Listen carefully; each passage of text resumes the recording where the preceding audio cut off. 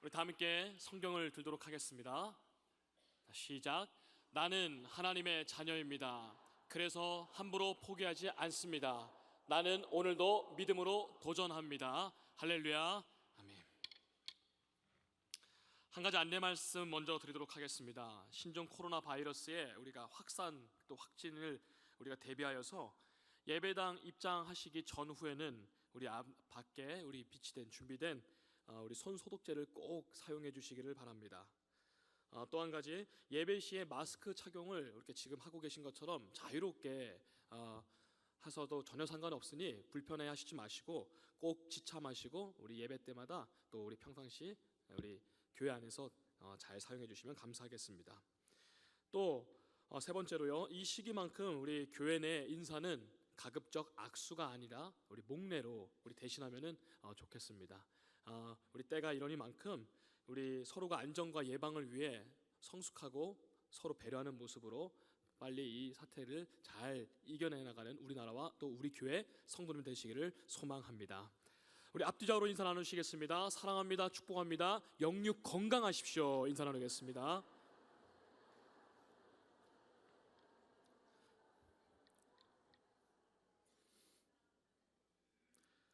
우리나라를 대표하는 시인 중에 박목월이라는 문학계 거목이 계시죠.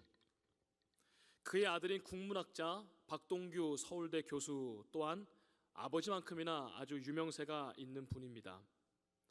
박동규 교수는 내 생의 가장 따뜻한 날들이라는 책에서 아버지 박목월 시인과의 따뜻한 기억을 우리에게 들려줍니다. 그 내용 중에 일부를 소개하도록 하겠습니다. 아버지는 자녀들이 무엇을 사달라고 하면 언제나 크리스마스에 보자고 하셨습니다. 가난했기에 5 형제들이 무엇을 사달라고 하면 감당할 수가 없었던 탓이었을 것입니다. 그해 봄 고등학교 입학식에 가보니 반 아이들 대부분이 구두를 신고 있었습니다. 나는 속이 상했습니다. 그래서 올해 크리스마스에는 꼭 구두를 하고 입학 때부터 다짐을 하였습니다. 드디어 크리스마스를 며칠 앞둔 12월 20일 저녁, 아버지는 저녁을 먹고 우리 5 형제를 안방으로 불러 앉히셨습니다. 노트와 연필을 들고서는 막내에게부터 자, 뭘 사줄까 하고 물으셨습니다. 막내는 썰매를 사달라고 했습니다. 여동생 차례가 되었습니다. 초등학교 5학년이었던 여동생은 다른 형제와는 달리 벌떡 일어서더니 아버지, 나 털오바 입고 싶어요. 나 털오바 사주세요. 라고 큰 소리로 말했습니다. 순간 우리 형제들 모두가 놀랐습니다. 지금 생각해보면 1년에 겨우 한 번 아이들 선물을 사주는 그런 집이었는데 가난한 시인이던 아버지의 주머니에는 과연 몇 푼이나 들고 우리 앞에 앉아 계셨을까요? 아버지의 얼굴은 하얗게 변했고 손에 든 연필과 노트는 떨리고 있었습니다. 고개를 숙인 아버지는 약속을 했으니 사줘야겠다 생각하셨는지 한참 후에 고개를 들면서 그래, 사줄게. 그런데 아버지가 올해 크리스마스에는 준비가 되어 있지 않았어. 겨울이 가기 전에 따뜻한 털오바 네 어깨에 꼭 입혀줄게 말씀하셨습니다. 그 다음 아버지는 나를 보면서 뭘 사줄까 하고 물으셨습니다. 그 순간 눈앞에 연필과 노트를 들고 떨고 있는 아버지의 모습만 보였지 구두 생각은 떠오르지가 않았습니다. 그래서 아무 생각 없이 털장갑이요 했습니다. 그러자 아버지는 이상하였는지 털장갑? 하고 물으십니다. 나는 네 하고 대답합니다. 그것으로 끝이 났습니다. 밤이 되어 방에 가서 전등을 끄고 이불 속에 들어갔습니다. 이불을 덮고 나니 너무너무 서러웠습니다. 누구에게 원망할 수도 없었고 불쌍한 아버지 얼굴을 생각하면 어찌할 수 없었지만 거품처럼 사라져버린 구두 생각에 쓸데없이 눈물이 흘렀습니다. 그때 방문을 열고 누가 들어왔습니다. 아버지였습니다. 아버지는 내 머리맡에 앉아서 울고 있는 내 얼굴에 눈물을 닦아주시며 아이고 이게 철이 들었어, 아이고 이게 철이 들었어 하시며 우셨습니다. 그때 불쌍한 아버지 얼굴을, 그 눈물을 본 것이 내 인생의 성장의 매듭이 되었습니다. 이런 내용입니다. 여러분, 우리는 지난주 이맘때 설 명절로 보냈습니다. 여기 계신 우리 대부분이 아마 그리운 부모님과 또 자녀들, 그리고 일가 친척들이 한 상에 둘러앉아 따뜻한 시간들을 보내셨을 것입니다. 저 또한 양가 부모님을 비롯하여서 모처럼 외국에 나가 있는 가족들까지 다 모임으로 참 행복한 시간을 보냈습니다. 그러던 중 장인어른의 갑작스런 몸의 이상으로 응급실을 가게 된 소동이 있었습니다. 그리고 미국에서 오신 이모부님은 직전 모임 중에 뇌출혈로 갑자기 쓰러지셔서 의식이 없는 등 뒤숭숭한 명절이 되었습니다. 그런 명절을 보내는 중에 문득 부모님들의 늙은 모습이 처음으로 제 눈에 보였습니다. 자식들 위해 여전히 애쓰시고 여전히 지금도 기도하고 계실, 자식들만 짝사랑하는 부모님, 사진처럼 제 머릿속에 또렷이 각인되어 있는 젊고 당당하고 멋지던 모습은 어느새 슬며시 세월과 함께 다 날아가 버리고, 문득 발견한 나이 드신 부모님의 모습에 처음으로 우리 부모님 불쌍하시다라는 생각이 들었습니다. 나 살 길 바쁘다고 하면서 그래도 나 정도면 부모님께 이 정도면 나 정도면 잘하는 거 아닌가 착각한 채 그렇게 가까이 살면서 연락도 잘 안 하는 자식인 저 때문에 우리 부모님 참 불쌍하다는 말입니다. 누가 그랬다지요. 어린아이들 너무 나무라지 말아라. 네가 걸어온 길이다. 노인들 무시하지 말아라. 네가 걸어갈 길이다. 여러분의 이번 명절은 어떠셨나요? 앞으로 우리는 몇 번의 새해 명절을 우리의 부모님들과 우리의 자녀들과 함께 몇 번을 더 과연 보낼 수가 있을까요? 그렇다면 우리는 조금 더 서로에게 잘해야 되지 않을까요? 부모님을 생각하다가 참 엉뚱하게도 한 발 더 생각이 나가서 하나님 생각이 났습니다. 우리 하나님 참 불쌍하시다. 이런 불경스러운 생각이 문득 났습니다. 우리에게 받은 거 하나도 없으시면서 나간 자식 기다리듯이 여전히 한결같이 나를 받아오시는 우리 하나님, 늘 퍼주시기만 하고 끝까지 믿어주시는, 나를 짝사랑하시는 우리 하나님. 그러면서도 그래도 나 정도면 신앙생활 이 정도면 그래도 괜찮지 않나? 이 정도면 봉사하고 헌신하고 예배 안 빠지니 나 정도는 괜찮지 않나? 착각하면서 살아가니 우리 하나님 참 불쌍하시다. 우리는 우리 하나님께 조금 더 잘해야 되지 않을까요? 여러분, 우리는 그리스도인입니다. 그리스도인이란 명칭 그대로, 문자 그대로 진리이신 주님을 믿고 따라가는 사람들이죠. 그게 우리들이죠. 여러분, 진리는 참됩니다. 그리고 진리는 영원합니다. 그러므로 진리를 좇는 우리 그리스도인들은 거짓되고 일시적인 것으로부터 그 삶이 구별돼야 하는 것이 마땅하고 당연한 이치입니다. 왜냐하면 거짓되고 일시적인 것들은 결코 진리가 될 수 없기 때문입니다. 그러기에 우리 그리스도인들이 지녀야 할 삶의 원칙이 있습니다. 그것은 무엇을 하든 진리이신 주님의 영광을 위해 살아가야 된다는 것이죠. 주님으로부터 벗어난 그 어떤 것도 진리일 수가 없을 것이고, 진리의 삶은 오직 진리이신 그리스도 안에서만 가능하기 때문입니다. 그런 의미를 담아서 오늘 우리가 살펴보고 함께 그 발자취를 따라가기를 다짐해야 할 한 인물에 대해서 우리가 한번 살펴보도록 하겠습니다. 자, 첫째로 거듭남이란 예전의 나를 버리고 저녁게 새롭게 태어나는 것입니다. 아멘. 거듭남이란 예전에 지금까지의 나의 모습을 버려버리고 전혀 새롭게 태어나는 것이다. 열왕기하 5장 말씀해 보면 오직 진리신 주님을 만난 다음에 자신의 위치, 가진 것들, 이 모든 것들을 다 미련 없이 내어 던져버린 한 인물이 나옵니다. 이 사람의 이름은 나만입니다. 아람이라는 강대한 나라의 군대 장관이었죠. 요즘 말로 하면, 오늘 말로 하면은 한 강성한 나라의 국방부 장관, 딱 그 위치입니다.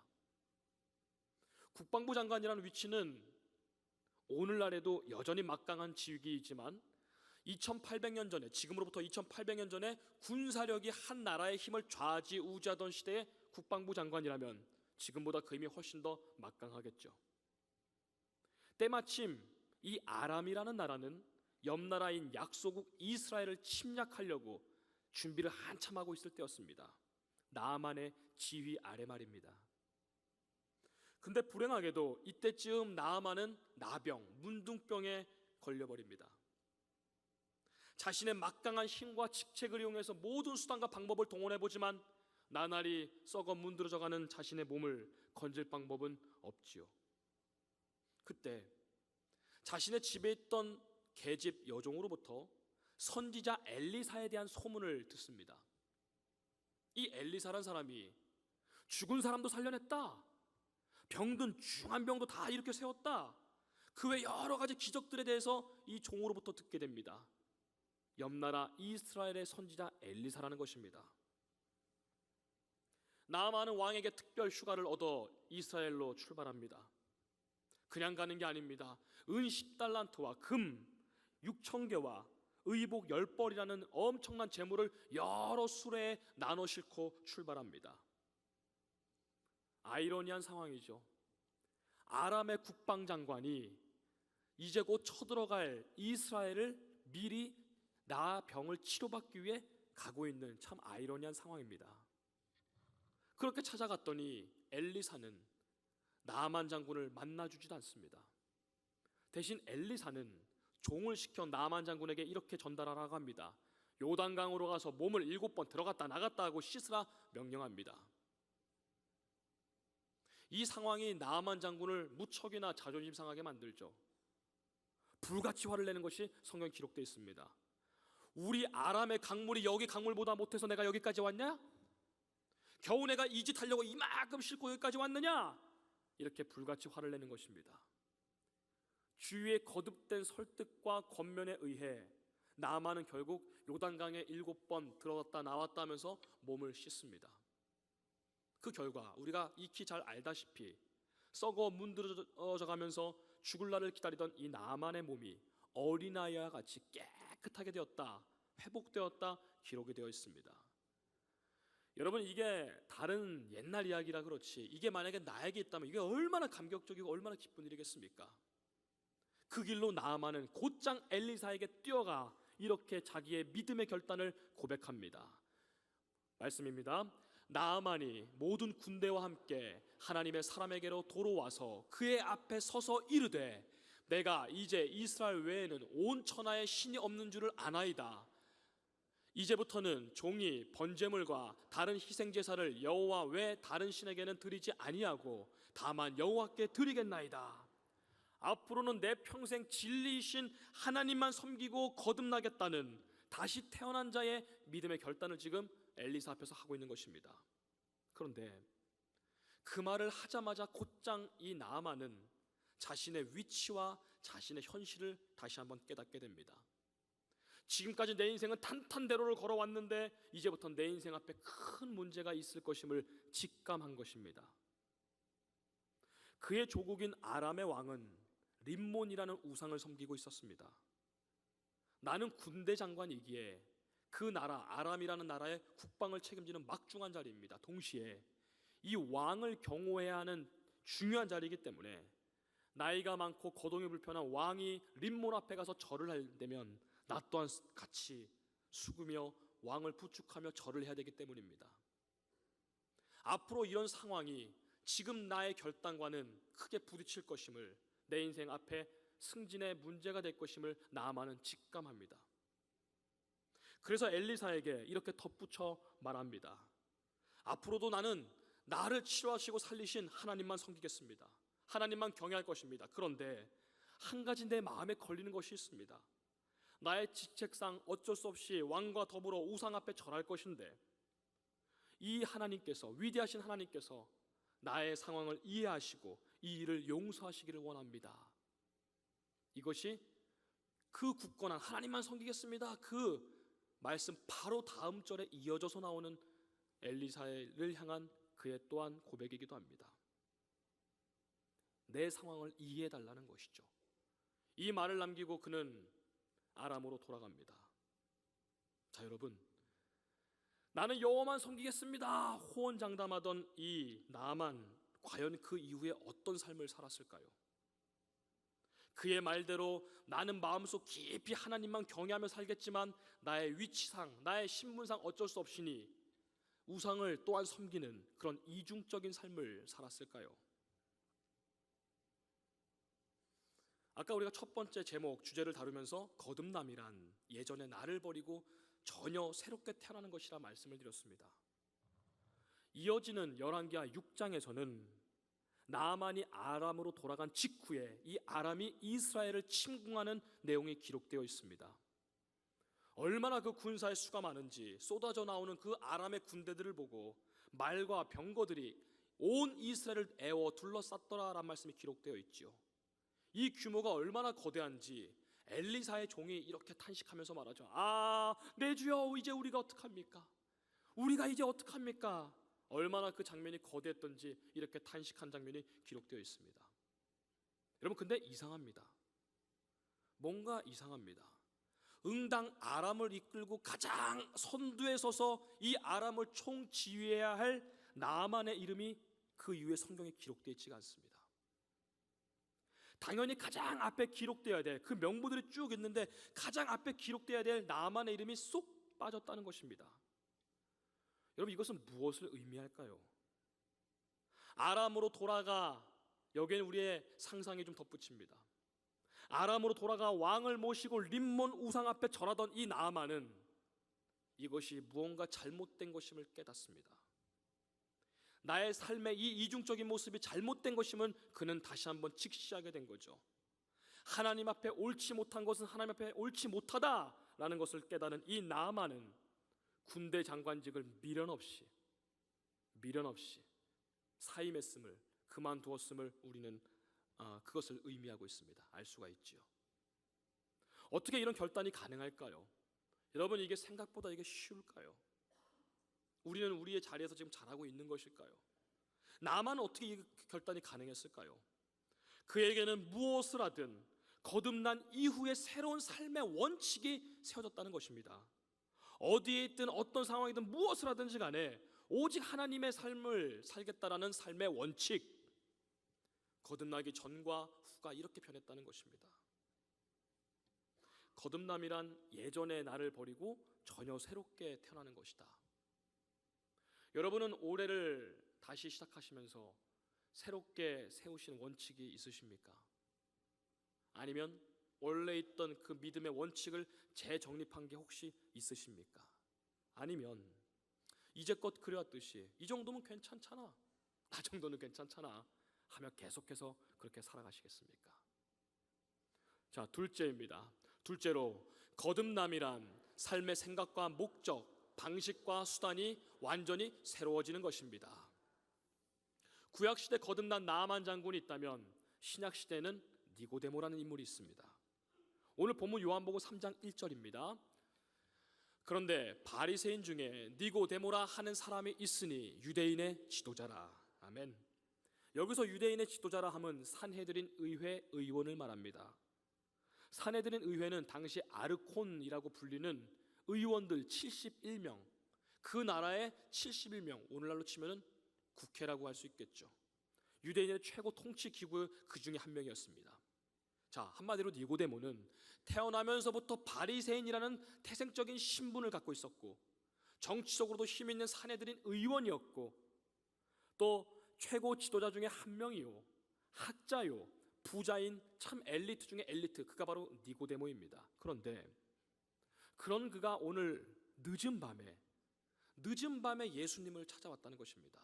2절은 이렇게 시작합니다. 그가 밤에 예수께 와서, 왜 밤에 찾아왔을까요?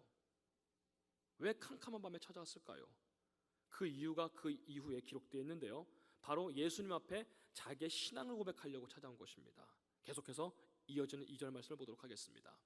그가 밤에 예수께 와서 이르되 랍비여 우리가 당신은 하나님께로부터 오신 선생인 줄 아나이다. 하나님이 함께 하시지 아니하시면 당신이 행하시는 이 표적을 아무도 할 수 없습니다. 아멘.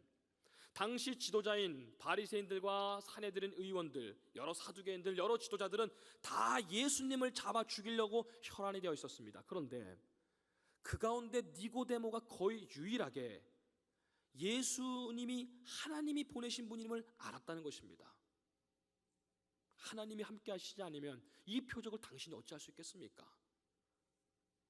사실 니고데모는 이 며칠 동안 예수께서 하신 그 표적을 지켜보았습니다. 또 소문을 들었습니다.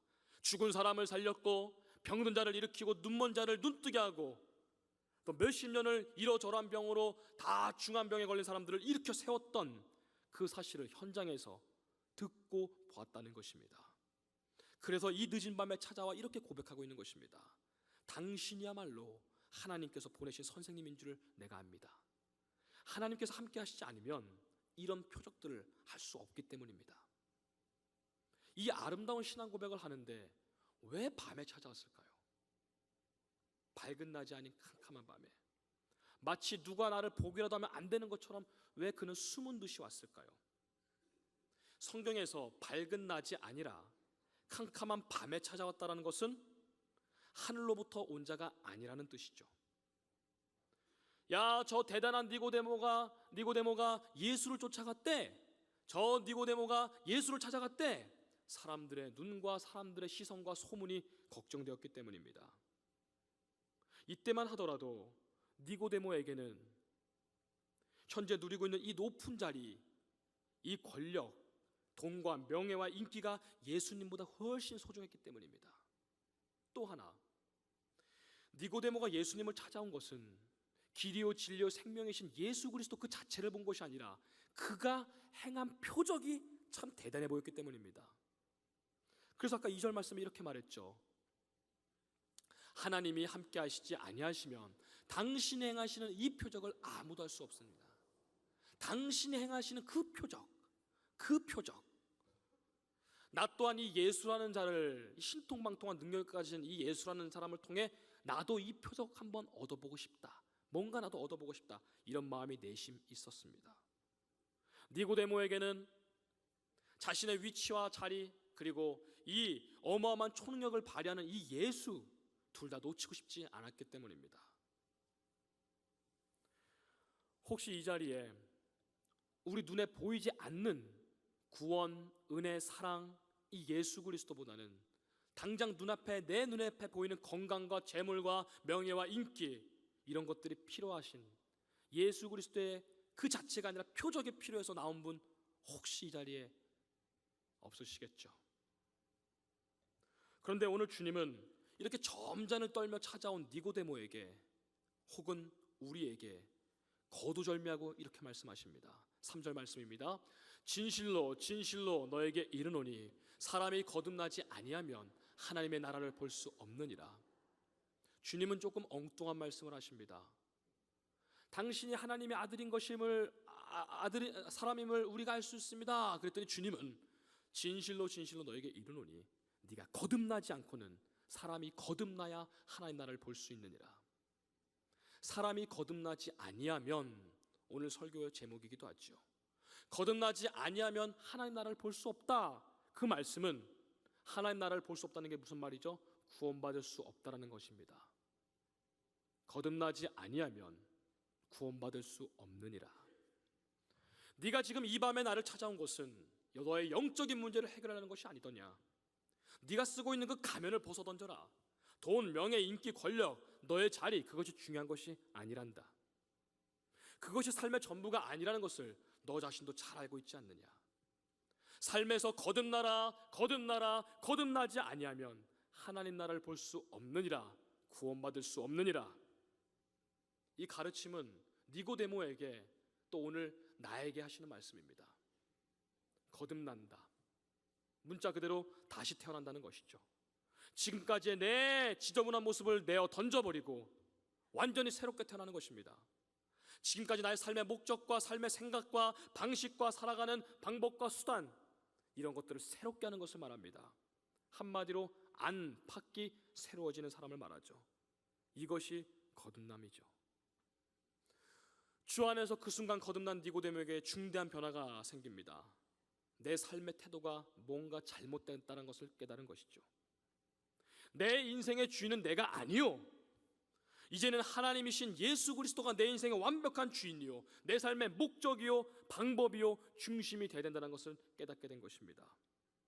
그리고 또 하나, 지금 내가 누리고 있는 이 위치와 자리와 힘, 내 힘과 내 능력으로 된 것이 아니요, 하나님께서 나에게 주신 것이니, 하나님이 나에게 주신 것이니, 그러므로 이것들을 이용해서 내 만족과 유익을 누리는 것이 아니라 주님의 영광을 위해, 왜냐? 이것은 주님이 잠시 허락하신 것이고 주님이 나를 이곳에 보내셨기 때문에 그것을 깨닫게 된 것입니다.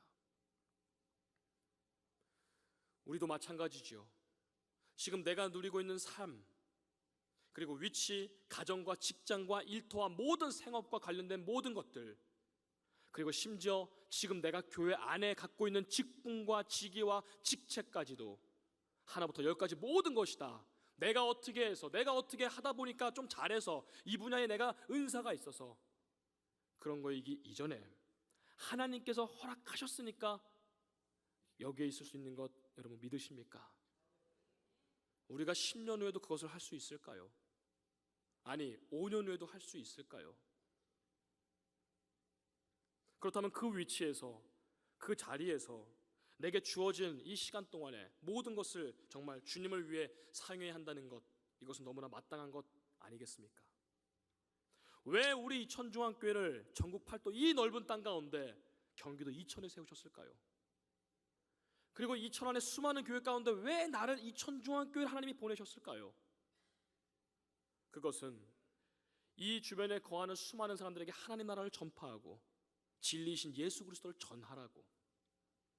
왜 나를 세상 수많은 직장과 일터가 있고 학교가 있는데 왜 하필 거기에 보내셨을까요? 거기서 만나는 모든 사람들에게 하나님 나라를 전파하고 진리이신 예수 그리스도를 전하라고. 왜 나를 이 가정 가운데 때때로 하필이라고 말하면서 때때로 이것을 불평하는 그 가정 안에, 이 남편, 이 아내, 이 부모님과 이 자녀, 친지들, 왜 그 사람들과 만나게 하셨을까요? 내 가족 가운데 아직 예수를 그리스도로 인정하지 않는 사람들에게 하나님의 나라와 예수 그리스도를 전하라고. 우리 셋째 보겠습니다. 셋째, 거듭남이란 아무 때나 어디서나 주 예수와 밤낮으로 늘 함께 행동하는 것입니다. 앞서 문둥병을 치료받고 나아만 아람으로 돌아갔었죠. 군대 장관직을 내려놓고 이스라엘을 침략하는 그 자리에서 벗어나 있었습니다. 하나님 보시기에 옳지 않은 것은 옳지 않다 믿었기 때문입니다. 그렇다면 니고데모는 어떻게 됐을까요? 요한복음 7장에서 기세등등한 바리새인들이 예수님 앞에 몰려들어 예수님을 둘러쌉니다. 그리고 엄격한 율법의 잣대를 들이대면서 그를 체포하려고 합니다. 그때 니고데모는 오히려 그 자리에서 바리새인들을 향해 이것이 율법이 말하는 옳은 행동이냐, 홀로 예수님을 옹호합니다. 그 후 예수님을 체포하고 십자가형을 언도한 대제사장의 잘못을 유일하게 공개적으로 반대합니다. 사형을 반대한 사내들인 의원 가운데 유일한 사람으로 알려져 있습니다. 요한복음 19장에 가면요, 주님께서 돌아가신 직후의 이야기가 요한복음 19장에 기록되어 있죠. 이때 니고데모는 아리마대 요셉과 함께 향품을 가져다가 예수님의 시신을 장사 지냅니다. 그때는 이미 예수님의 제자들은 다 도망치고 뿔뿔이 흩어졌을 때였죠. 만약 니고데모와 아리마대 사람 요셉이 없었더라면 예수님의 시신은 관례대로 쓰레기장에 그냥 내어 던져졌을 것입니다. 다른 가난한 사람들이 무덤을 구하지 못했을 때 버려졌던 시신들처럼 말입니다. 니고데모의 이런 행동은 다른 바리새인들이나 사내들인 의원들에게 분명히 배신자라고 지탄받기에 충분한 행동이었습니다. 그러나 니고데모는 더 이상 밤에 움직이지 않습니다. 더 이상 니고데모는 어두캄캄한 사람들의 눈을 피해, 소문을 피해 어두캄캄한 때에 움직이지 않습니다. 당당하고 그러나 묵묵하게 거듭난 그리스도인답게 그렇게 행하고 있는 것입니다. 왜냐하면 예수님께서 언젠간 내 눈을 보고 똑똑히 말씀하신 그 말씀, 진실로 진실로 내가 너에게 이르노니 사람이 거듭나지 않고서는 하나님 나라를 볼 수 없느니라. 그는 이 말씀을 기억하고 평생 믿었기 때문입니다. 자, 여기 있는 우리들 가운데 그 누구도 이 당시 기세등등하던 바리새인들, 산헤드린 의원들 아무도 우린 모릅니다. 아무도 모릅니다. 그런데 그 중에 홀로 주님 편에 서 있던 니고데모, 오늘날 믿음의 이름으로 참된 신앙을 가진 자로 오늘날 우리 앞에 우뚝 서 있습니다. 이쯤에서 나 자신을 한 번 더 점검해 볼 수 있겠죠. 나는 가정과 일터와 학교에서, 생업의 자리, 인간관계 자리에서 나는 나에게 주신 그 자리에서 나는 과연 어떤 그리스도인인가? 몇십 년을 일평생을 신앙생활을 해왔지만 나는 그렇다면 거듭난 자인가? 아니면 그저 제자리에 머물러 있는 사람인가? 우리는 설교에 앞서 찬송가 259장을 찬양 드렸습니다. 그 2절의 가사는 이러하지요. 주 예수와 밤낮으로 늘 함께 그대는 행동을 하는가? 아무 때나 어디서나 그대는 십자가 붙들고 있는가? 주 예수와 밤낮으로 늘 함께 그대는 행동을 하는가? 아무 때나 어디서나 그대는 십자가 붙들고 있는가? 말씀을 마무리하며 이 가사에, 그리고 이 가사가 거듭난 우리 그리스도인들에게 삶의 원칙이 되어야 함을 권면드립니다. 주 예수와 밤낮으로 행동을 하시기를 바랍니다. 아무 때나 어디서나 무엇을 하든 어떤 상황이든지 간에 사람들 다 이러니까 나 정도는 괜찮으니까가 아니라 십자가 붙들고 사시는 저와 여러분, 그리하여서 우리 하나님을 더 이상 우리만 짝사랑하는 것이 아니라, 그래서 더 이상 불쌍한 하나님 계속 만들어버리는 것이 아니라 거듭난 자녀인 우리 덕분에 이제는 그 마음, 답답한 마음 시원케 해드리는 남은 생에 열심을 다하시는 우리 모두가 되시기를 주님의 이름으로 소망합니다.